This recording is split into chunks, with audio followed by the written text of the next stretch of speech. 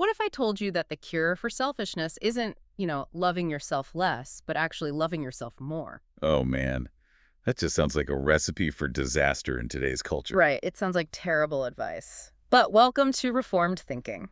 Today's deep dive is going to completely flip a lot of modern psychological assumptions upside They're down. fully upside down. We're looking at a text from the 18th century theologian Jonathan Edwards. It's from a manuscript called Charity and Its Fruits. And we are specifically zeroing in on a section that analyzes 1 Corinthians 13, verse 5, the part where the Apostle Paul writes, "Charity seeketh not her own." Yeah, and that specific phrase is like universally recognized. You hear it read in almost every wedding. Oh, constantly. But it is almost entirely misunderstood when it comes to its theological context. Right, because we tend to read that text through the lens of, I don't know, modern therapy or just basic moralism, like just be a nicer person. Yeah, try harder. Share your toys. Yeah, exactly. Well, actually, no. Edwards isn't writing a self-help manual on how to be a slightly nicer neighbor. He's building an entire architectural model of human nature. He really is. Yeah. He's doing surgery on the soul. So our mission for this deep dive is to pull apart Edwards's argument about how the fall of man physically and structurally altered the dimensions of the human soul.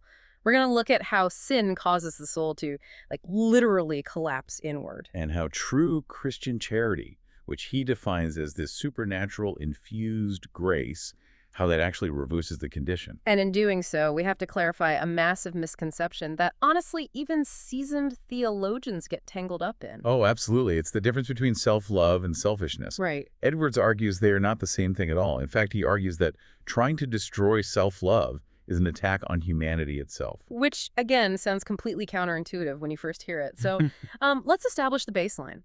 Edwards uses some highly physical spatial imagery to describe the condition of the human soul before and after the fall. Yeah, he really leans into these spatial metaphors. We all know the shorthand, right? Total depravity, loss of original righteousness. But Edwards gets under the hood and describes this as an actual dimensional change. He does. He presents this stark contrast between the original state of humanity in Eden and its current fallen state. Okay, lay it out for us. Well, he writes that before the fall, as God created him, man was exalted, noble, and generous.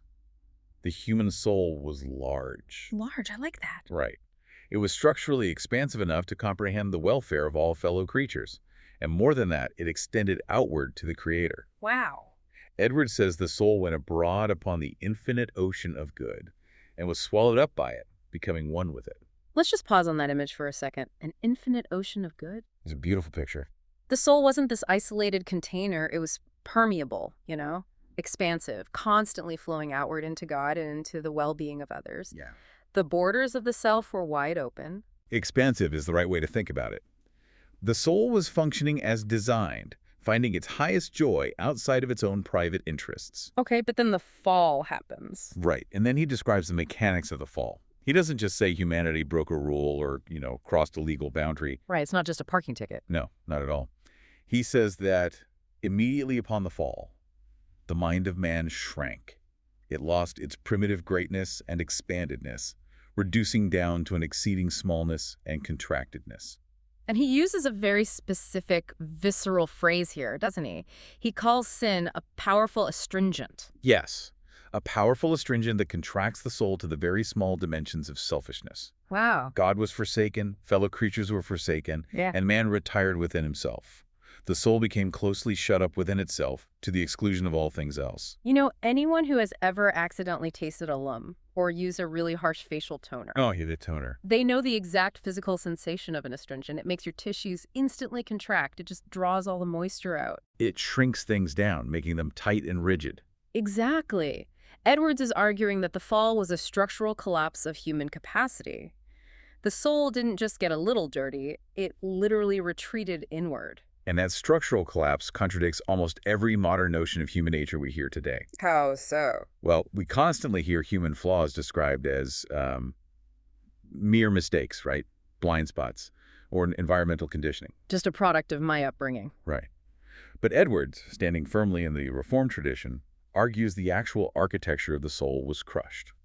The noble spiritual principles, that supreme love for God, took wings and flew away. They just vacated the premises. Yes, and without those expansive principles, self-love became the absolute master of this tiny contracted space. You are left with a soul that is circumscribed entirely around the self. I keep picturing a piece of fabric shrunk in the wash. Oh, that's a great way to look at it. Like you take a beautiful, large wool sweater, intricate, designed to cover and warm you, and you accidentally throw it in boiling hot water. We've all done it. And the fiber seize up, it comes out tight, inflexible, tiny. I mean, you can still recognize it as a sweater. Barely. Right. But it has the sleeves, the collar. The faculties of the human mind are still there. Reason, will, affections. But it has completely lost its intended dimensions. Yeah, it can't cover what it was meant to cover. It's useless for its original purpose. That analogy holds up perfectly because the basic material is still there, but the capacity is ruined. So what's the cure? Edwards presents the cross of Christ and the subsequent work of the Holy Spirit as the cure that pulls the soul out of this confinement. Okay. Union with Christ grants the believer a share in his divine nature, which begins the process of restoring that original enlargement and liberality to the soul. It stretches the fabric back out. Yes, it stretches it back out. And hold on, stretching out shrunken wool is an agonizing process. It requires a lot of force. You have to break the tight, matted bonds that have formed between the fibers. It's not comfortable. No, and this brings us to a massive theological hurdle. When we read texts about Christian self-denial, taking up your cross, dying to self-denial, it often sounds like we are supposed to completely obliterate our sense of self. I see where you're going with this. Right. Like, if sin made us focus on ourselves is the cure to literally destroy any desire for our own happiness, do I need to hate myself to be holy? That is the natural logical leap people make. Yeah. But Edwards forcefully rejects it. He does. Yes, he makes a shocking negative assertion here to prevent that exact misunderstanding.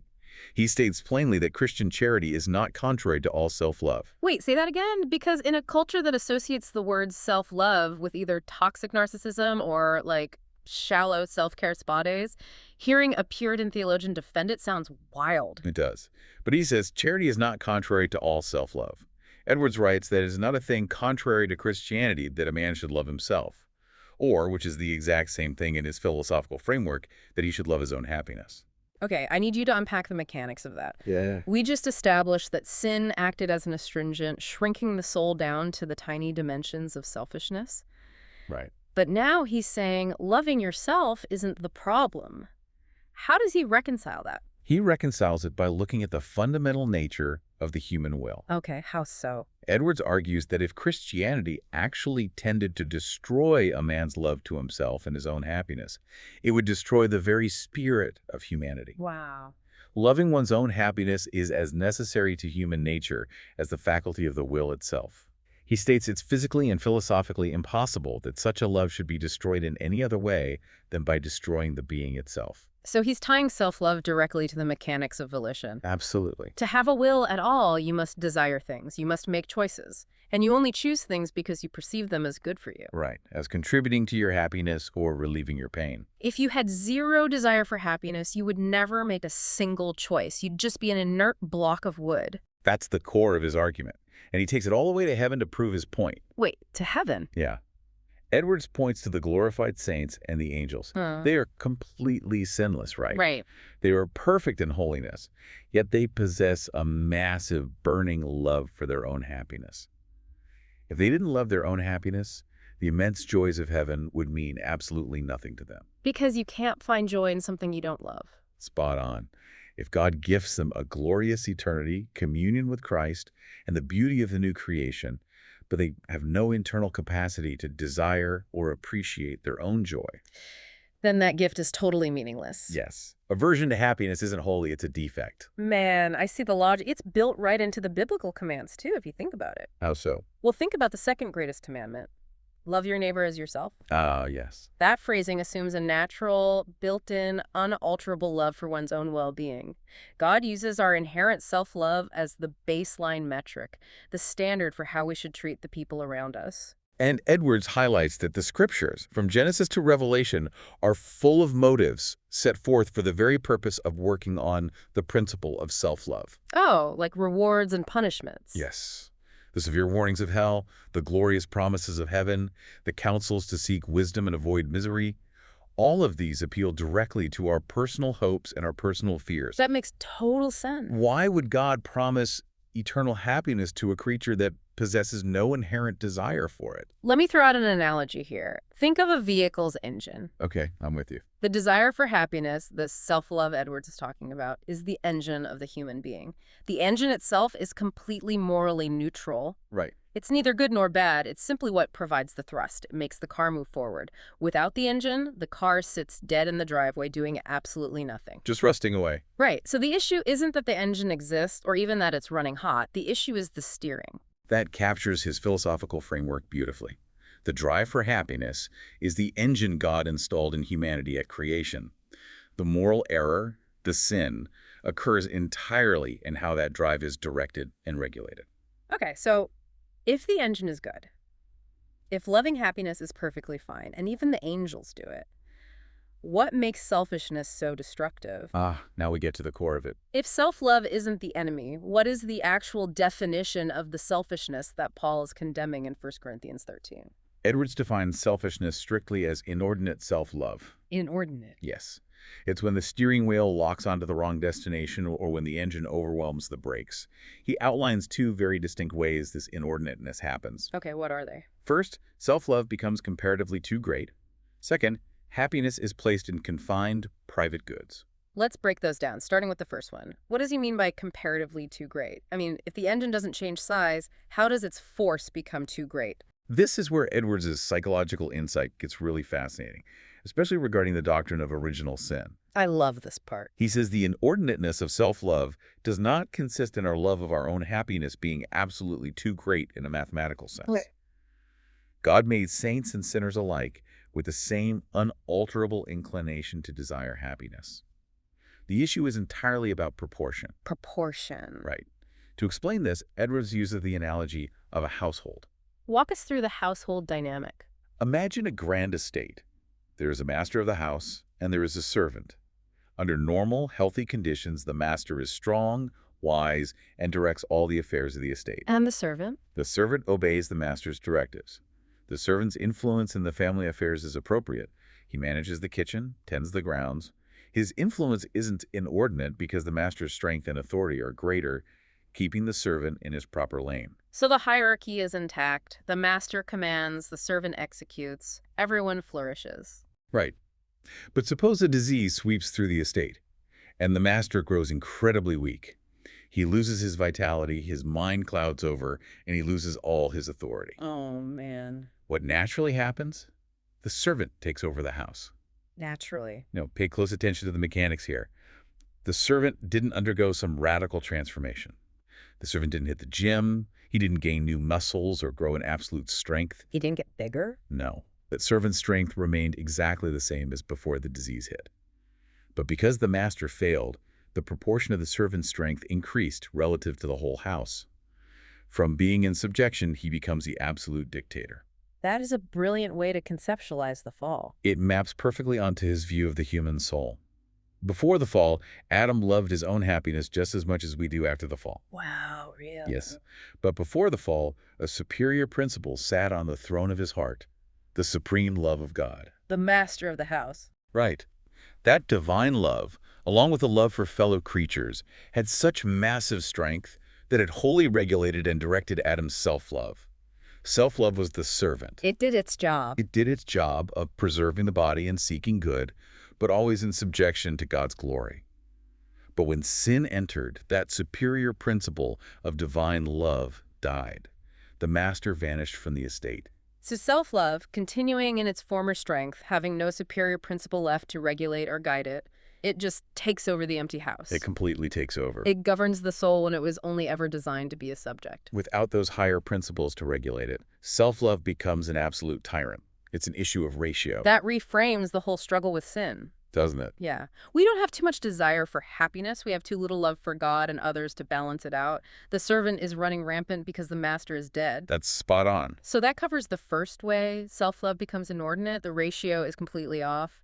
What about the second way? How does the actual direction of this love factor in? Edwards points to the channel in which this love flows. Selfishness is placing our happiness in things that are confined entirely to ourselves, explicitly excluding all others. Okay, excluding others. You know, it's Paul's phrase, seeketh not her own, uses a pronoun of appropriation.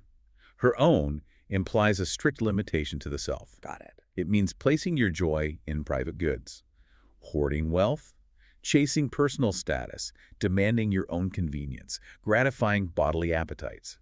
You are finding your highest happiness in a good that you have single-handedly circumscribed to yourself. We're back to the shrunken sweater. The joy is restricted to a tiny, isolated dot. Yes, but here is the theological twist. I love a twist. Edwards points out that a person might long for happiness and long for it intensely, but place that happiness in the glory of God and the good of their neighbor. Oh. If a person finds their highest, most visceral joy in beholding God's glory, they are acting out of a deep desire for their own happiness. They want that joy, but in the exact same act, they're exercising profound love for God. Let me make sure I'm tracking this, because this feels like threading a microscopic needle. It is a complex, yeah. You're saying that when I feel thrilled because my friend succeeded at something, I am technically satisfying my own desire for happiness because their success brought me joy, but it's the total opposite of selfishness because the channel of my joy has been enlarged. You hit the nail on the head. Finding joy in a neighbor's success is still a form of loving happiness. The engine is still running. But the borders of the self have been radically expanded? Yes. Edward says the individual's self-love flows out in such a channel as to take in others with themselves. The self that he loves is literally multiplied. Multiplied. In the very acts in which he loves himself and seeks his own joy, he loves others also. This is the noble, expansive spirit of the gospel. True Christian charity doesn't isolate the self. It expands the borders of the self to include the welfare of others. The borders of the self are expanded. I love the sheer scale of that concept. It's massive. It completely removes the claustrophobia from the idea of Christian self-denial. You aren't erasing your identity into a blank void. You are absorbing the well-being of others into your own definition of well-being. That's a beautiful way to say it. Their victory becomes your victory. Their sorrow becomes your sorrow. So, what does this enlarged, unshrunk soul look like when it walks out the front door? How does it act? Yeah, how does this deep theological concept translate to a Tuesday morning at the office or navigating a conflict in your local church? Well, Edwards doesn't leave this in the abstract. He outlines very specific behaviors, the tangible fruits of charity in action. Let's hear them. An enlarged soul naturally seeks to please God and actively seeks the spiritual and temporal welfare of others. It acts with deep sympathy. Sympathy, okay. He draws a sharp contrast here. A selfish person, he notes, is always ready to make much of their own afflictions. Oh, we all know people like that. They magnify their complaints, convinced their sufferings are uniquely terrible and greater than anyone else's. And conversely, if they happen to be comfortable, they completely lose the ability to discern the wants of others. They just overlook them entirely. They are blind to the room. They only see the mirror. Right. But a person possessing a charitable spirit notices the burdens of others. They are apt to see afflictions and take notice of them. They exhibit a liberal, merciful disposition. They actually rejoice to supply necessities. It brings them joy to open their hands. Yes, exactly. The text spends a massive amount of time talking about public spiritedness. And I feel like in our highly individualized, hyper-consumerist culture, the idea of acting for the public good almost sounds, I don't know, quaint, or at least highly politicized. Oh, it's definitely countercultural. But it's a cornerstone of Edwards's application. He brings up remarkable biblical examples to illustrate what true public spiritedness looks like. Like who? He points to the Jewish exiles in Babylon. Think about the historical context there. Right. They had been violently conquered, dragged from their homeland, and enslaved. Yet God commanded them through the prophet Jeremiah to seek the peace of Babylon. To pray for the city that enslaved them. Yes. They were supposed to build houses, plant gardens, and actively pray for the prosperity of the city holding them captive. That is the ultimate stress test of an enlarged soul, praying for the economic and social flourishing of your captors. It's staggering. It's completely antithetical to the natural instinct, which would be to plot a rebellion or at least hope for an economic collapse in Babylon so they would escape. Absolutely. He also points to Queen Esther. She was safe in the palace. Her private goods were entirely secure. She had it made. But she fasted, risked execution by approaching the king uninvited, and put her own life on the line for the welfare of her people. Wow. He brings up the Apostle Paul in Romans 9, who expressed such agonizing concern for his fellow Israelites that he famously wrote he could wish himself accursed and cut off from Christ for their sake. Which is a terrifying statement, honestly. And he points to Moses in Exodus 32. After the Israelites commit idolatry with the golden calf, God offers to wipe them out and make Moses into a great nation. God offers Moses the ultimate private good, massive historical glory. Yes, and Moses rejects it. He intercedes for his stiff-necked people who have done nothing but complain since they left Egypt. He tells God to forgive their sin or else blot his own name out of the book. Those are staggering examples of individuals whose boundaries of self had expanded so far they absorbed the fate of entire nations. Yeah, the scope of it is wild. Edwards also directs this concept towards specific vocations and stations in life, doesn't he? He addresses them directly.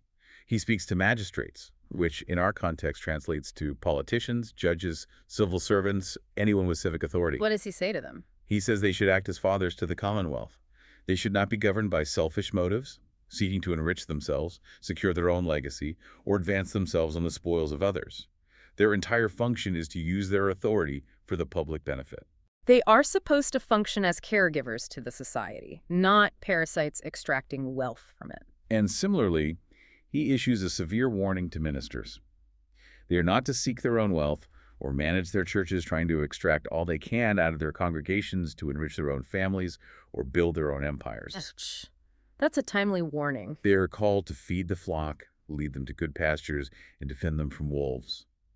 Whatever post of influence we hold, the governing standard is that the world, or at least our small corner of it, may be better for our living in it. I'm thinking of the human circulatory system. Okay, let's hear it. A healthy human body relies entirely on blood flowing outward. The heart pumps oxygen-rich blood into the lungs, but it doesn't just hoard it there. If the heart hoards the blood, we call that cardiac arrest. The body dies. Right. The health of the entire organism depends on resources constantly flowing outward to the extremities, to the fingertips, the toes, the brain.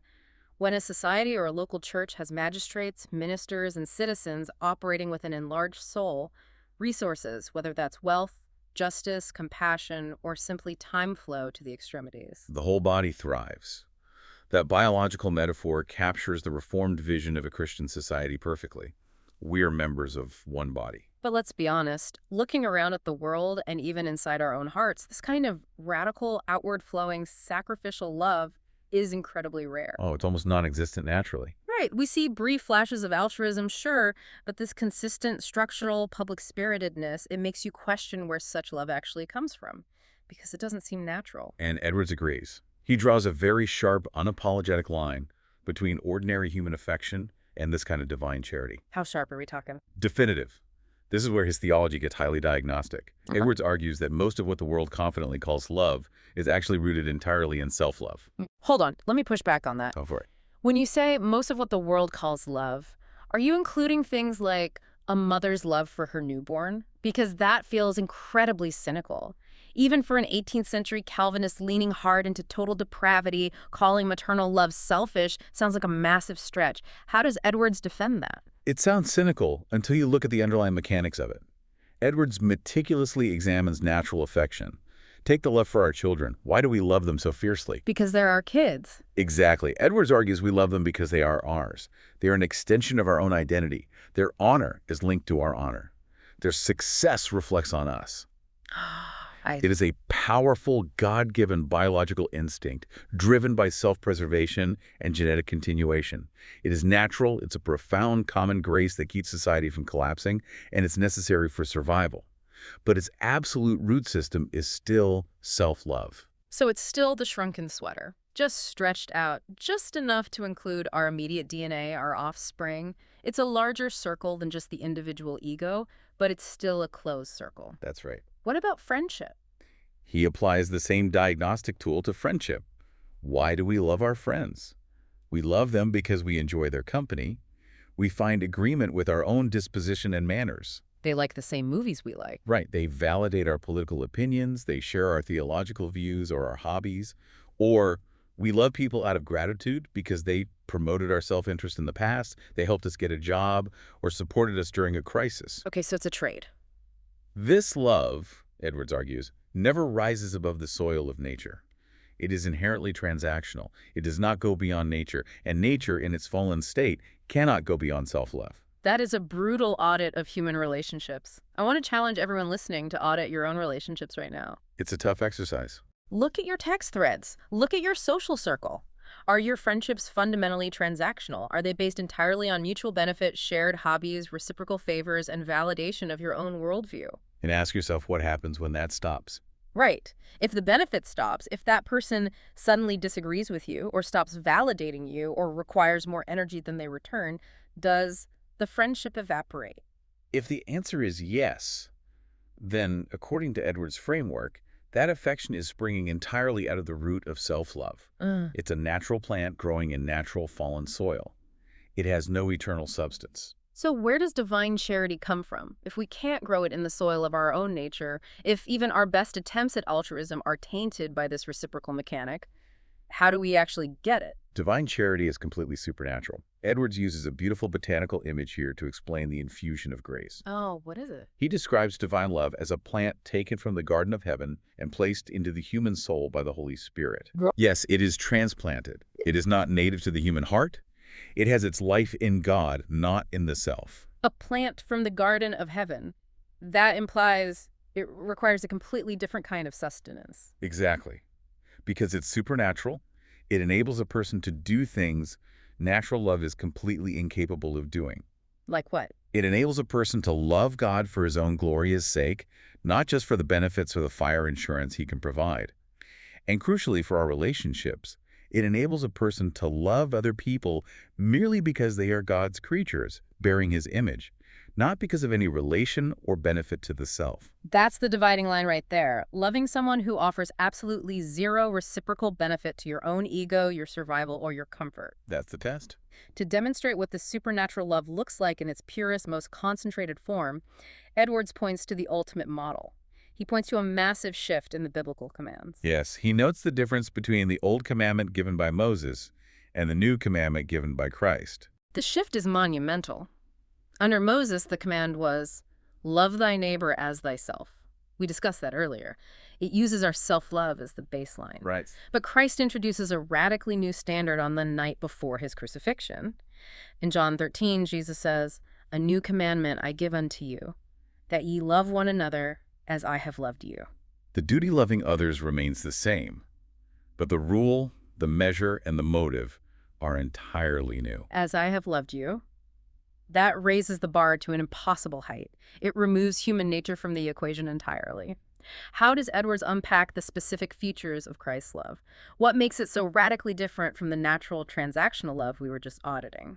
Edwards outlines 4 distinct features of Christ's love that completely obliterate the selfish principle. Okay, let's hear the first one. First, Christ set his love on his enemies. There was no natural affinity. Right. The people he loved were full of actual venomous hatred toward him. They weren't validating his manners or promoting his interests. They were actively plotting his execution. That immediately eliminates the we are friends because we agree on things baseline. You can't claim natural affinity with people driving nails into your wrists. You really can't. Yeah. The second feature is where we get into the deep mechanics of Reformed theology. Oh, I'm ready. Christ looked on us as himself. He united his heart to humanity. In the doctrine of imputation and federal headship, he actually made our guilt his own. He stood in our place legally. Yes.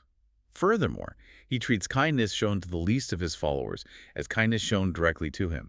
He completely erased the boundary between his interest and our interest. It's the concept of assuming the debt.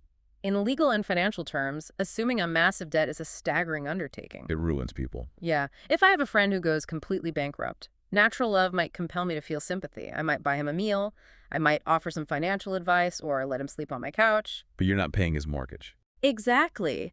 But Christ didn't just feel bad for the debtor. He legally assumed the debt. He transferred the total liability of our sin to his own accounts and paid it out of his own infinite resources, knowing full well the debtor was entirely bankrupt and incapable of contributing a single cent to the payment.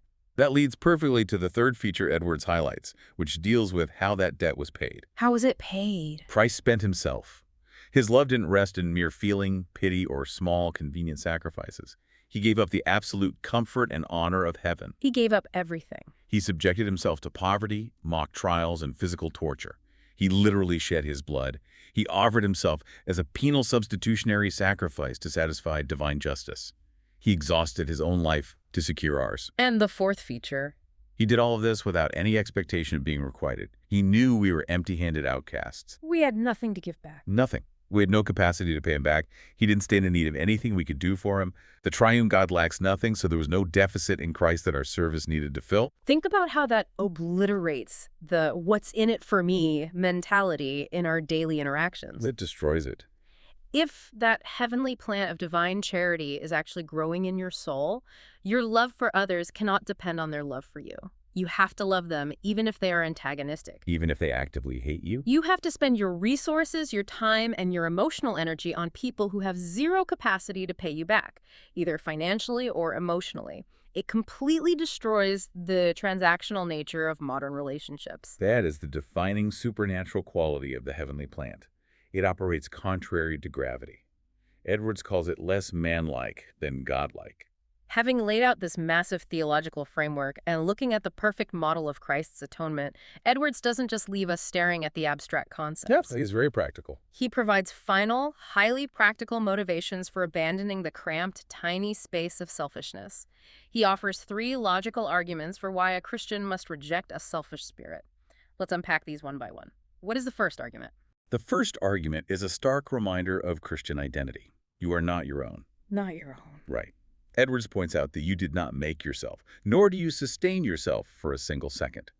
You are neither the author of your existence nor the final end of your being. Which flies in the face of our entire cultural narrative. We are trained from birth to view ourselves as self-made, self-sustaining, autonomous units. We own our bodies, we own our time, we own our truth. But Edwards reminds Christians of 1 Corinthians 6. They were bought with a price, the infinite price of Christ's blood. Okay, so if I'm bought with a price, Then living for yourself is therefore an act of cosmic theft. It is treating yourself as your own property when you actually belong entirely to another. theft, wow. Robbing Christ of his purchased properties is a severe indictment of a selfish life. Your time, your talents, your influence, your bank account, your comforts, none of them are yours to hoard. You are a steward, not an owner. That reframes every single decision. It reframes how I look at my calendar, my energy levels, my retirement accounts. If I'm not my own, I can't act like a sovereign nation closing its borders whenever I feel inconvenienced. What is the second motivation? The second motivation is that you are united to fellow Christians as one body. We touch on the biological metaphor again, drawing from 1 Corinthians 12. The anatomy of the church. Edwards details the anatomy. The eye, the teeth, the feet do not labor for themselves. If a foot is injured, the eyes immediately look for a remedy. The hands apply the bandage. The members act instinctively for the common good of the whole organism. I'm thinking about the sympathetic nervous system. When you stub your toe on a doorframe, your brain doesn't say, well, that's a lower extremity problem, let the toe deal with it. I'm busy thinking up here. You'd be in serious trouble if it did. Right. Your heart rate spikes, your vocal cords shout, your hands reach down to hold the foot. The entire organism rallies to address the crisis in one small member. Edwards is arguing that refusing to help a fellow human in need, especially a fellow believer, is as absurd and contrary to nature as a hand refusing to bandage a bleeding foot on the same body. It is a denial of biological and spiritual reality. It's completely unnatural to the new nature given by Christ. And that brings us to the third argument, which is perhaps the most striking paradox in the entire text. A paradox. Let's hear it. Giving up your own private interests to God is the single most reliable way to actually secure your true happiness. The great paradox of the gospel. Whoever would save his life will lose it. Explain how Edwards frames this mechanic. Edwards argues that if you aggressively idolize your own private interests, if you decide you are the best manager of your own joy and hoard everything to yourself, God will simply leave you to your own limited resources to secure that joy. He just hands you over to yourself. He will step back and let you promote your own interests as well as you can. And human resources are pitifully small. We can't control the economy, we can't control disease, we can't even control our own brain chemistry. But if you willingly give your interests up for His glory, abandoning that tiny contracted space, He makes your happiness His own charge. God takes over the management. God assumes direct responsibility for your welfare, and He commands the infinite resources of the universe. He can easily command all of history to subserve your ultimate welfare. That's a much better manager. He promises a hundredfold return in this life, in peace, in the communion of saints, and everlasting expanded joy hereafter. The irony is astounding. The tighter you grip your own life, the faster it slips through your fingers. It's like trying to hold sand. Yeah, you try to build a tiny, impenetrable fortress of self-protection, hoarding your time and money, and you end up dying of starvation inside it. But opening your hands to God means the creator of the universe fills them. That's a beautiful picture. Not to seek your own in the narrow, selfish sense is actually the absolute best way of seeking your own in an eternal, expanded sense. Edwards says that if you place your highest happiness in God and in doing good to others, you take the directest course to secure your highest happiness. You avoid being driven out of the world at last, naked and forlorn, to everlasting poverty. Instead, God himself will be your inheritance, and all things will be yours. Let's pull all these threads together. We have traveled from the astringent shrinking of the fallen soul to the supernatural expansion of the soul, transplanted by the Holy Spirit. It's quite a wide-ranging text. It is. We have seen how the engine of happiness must be steered away from the tiny cul-de-sac of the self and out onto the broad avenues of loving God and loving our neighbor. As we wrap up this deep dive, I want to ask you for a final thought to leave with the listener. Something that builds on Edwards' source material, but pushes it directly into the water we are swimming in today. Well, I keep thinking about a brief detail from Edwards' text where he talks about how natural men form friendships. Okay, yeah. He points out that they look for people whose disposition and manners agree with their own because it validates their own ways. It's a comfortable mirror. Right, the transactional nature of natural affection we audited earlier. Take that psychological insight and map it onto our modern digital landscape. We live in an era where algorithms are explicitly designed by thousands of brilliant engineers to feed us content, news, and social connections that perfectly mirror our existing opinions. Oh, wow. The entire architecture of the internet is built to find people whose disposition and manners agree with ours and to systematically block out everyone else. That's a terrifying application. It raises a vital question. Are we being trained day by day, scroll by scroll, into a highly sophisticated, technologically enabled form of contracted self-love? Just tightening the sweater more and more. Are our curated digital lives just an infinite echo chamber of the self? If we never encounter friction, if we never have to extend grace to someone whose manners irritate us, whose politics offend us, or whose disposition is entirely foreign to us, we are starving the soul. Yeah, we really are. We might be systematically preventing ourselves from ever developing the supernatural charity required to love those outside our immediate agreeable circle. In many ways, the algorithm is the new, powerful astringent, shrinking our souls back down the microscopic dimensions of our own preferences. That is a haunting thought, an infinite echo chamber of the self, preventing the growth of that heavenly plant. It makes that tiny contracted space feel very real and very present in our pockets. It really does. I want to leave you, the listener, with that question to chew on today. Look at your life, look at your inputs. Are you letting the world shrink your soul down to the size of a screen, or are you desperately seeking the supernatural enlargement that only comes from divine charity? Thank you for joining this deep dive into Edwards' insights. Stay curious, keep your hands open, and we'll catch you next time.